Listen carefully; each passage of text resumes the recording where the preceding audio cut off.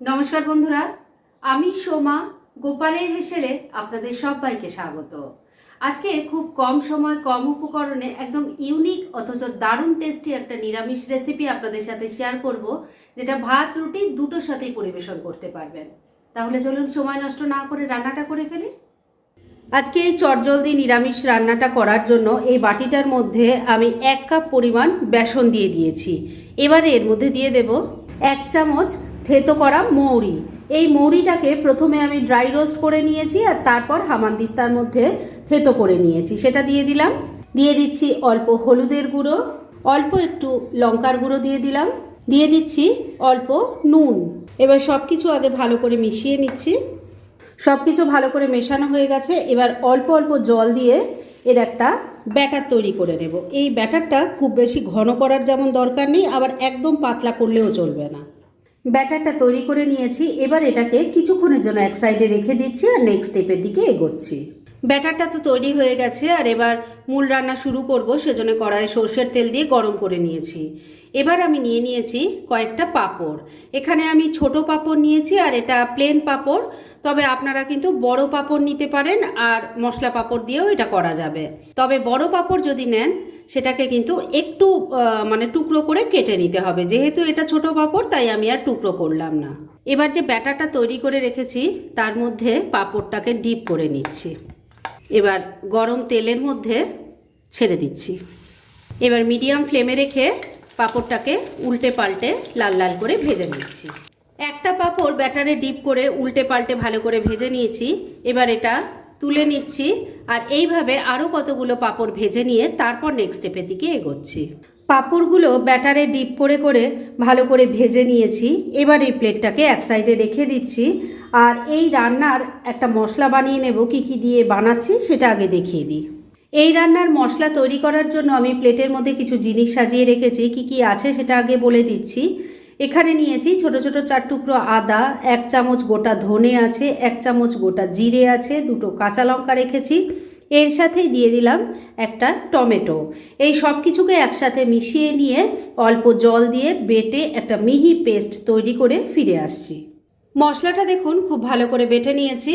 আর এবার পাঁপড়গুলো ভাজার পর কড়াইয়ে যা তেল আছে তার মধ্যে দিয়ে দিলাম অল্প নুন, দিয়ে দিলাম অল্প হলুদের গুঁড়ো। এবার একটু আলুর টুকরো ভেজে নেব তাই দিয়ে দিচ্ছি। এখানে আমি 2টো মিডিয়াম সাইজের আলু নিয়েছি, সেগুলোকে একটু বড় বড় করে কেটে নিয়েছি। এবার আলুর টুকরোগুলোকে ভালো করে লাল লাল করে ভেজে নিচ্ছি। আলুর টুকরোগুলো ভেজে তুলে রেখে দিয়েছি। এবার এই তেলের মধ্যে প্রথমে দিয়ে দিচ্ছি অল্প একটু কালো জিরে, দিয়ে দিলাম একটা তেজপাতা, একটা শুকনো লঙ্কা, অল্প একটু হিং দিয়ে দিলাম। ফোড়নটা একটু ভাজা ভাজা করে নিচ্ছি। ফোড়নটা ভাজা ভাজা হয়ে গেছে। এবার ফ্লেমটা একদম কম করে দিয়েছি, কেননা এই গরম তেলের মধ্যে দিয়ে দেব একটু হলুদের গুঁড়ো আর দিয়ে দিলাম একটু কাশ্মীরি মির্চ পাউডার। এতে কালারটা খুব ভালো আসবে। একটু মিশিয়ে নিচ্ছি আর তারপরে এই তৈরি করে রাখা মশলাটা দিয়ে দিলাম। এর মধ্যে দিয়ে দিলাম স্বাদ মতো নুন, তবে নুন কিন্তু খুব বুঝে দেবেন, কেননা আলু ভাজার সময় নুন দেওয়া আছে। পাঁপড়গুলোও ব্যাটারের মধ্যে নুন দিয়ে তবে ব্যাটারটা করেছি। এর মধ্যে অল্প জল অ্যাড করলাম আর দিয়ে দিলাম অল্প একটু চিনি। এবার ফ্লেমটাকে মিডিয়ামে রেখে সব কিছু ভালো করে মিশিয়ে মশলাটাকে খুব ভালো করে কষিয়ে নিচ্ছি। মিনিট 2 সময় নিয়ে মশলাটাকে খুব ভালো করে কষিয়ে নিয়েছি। এবার এর মধ্যে ভেজে রাখা আলুর টুকরো দিয়ে দিলাম। এর সাথে দিয়ে দিচ্ছি একটু ছাড়িয়ে রাখা মটরশুঁটি। সব কিছু খুব ভালো করে মিশিয়ে নিচ্ছি। বন্ধুরা, আপনারা আমার রেসিপি দেখার সাথে সাথে আমার ফেসবুক পেজ গোপালের হেসেল, তাতেও ভিজিট করতে পারেন। ডেসক্রিপশন বক্সে লিংক দেওয়া আছে। মিনিট 2 সময় নিয়ে মশলার সাথে ভেজে রাখা আলু আর মটরশুঁটিটাকে ভালো করে মিশিয়ে কষিয়ে নিলাম। এবার গ্রেভির জন্য জল দিয়ে দিচ্ছি। এই রান্নাটায় বন্ধুরা জলটা একটু বেশি পড়বে, কেননা পাঁপড় অনেকটাই জল টেনে নেবে। ভালো করে মিশিয়ে নিচ্ছি। গ্রেভির সাথে সব কিছু খুব ভালো করে মিশিয়ে নিয়েছি। এবার 2-3টে গোটা কাঁচা লঙ্কা দিয়ে দিলাম, শুধু গন্ধটা ভালো হওয়ার জন্য গোটাই দিয়েছি। এবার ফ্লেমটাকে লো আর মিডিয়ামের মাঝামাঝি রেখে ঢাকা দিয়ে 3-4 মিনিট রান্না করে নিচ্ছি। মিনিট 4 রান্নাটা হয়ে গেছে। এবার ঢাকা তুলছি।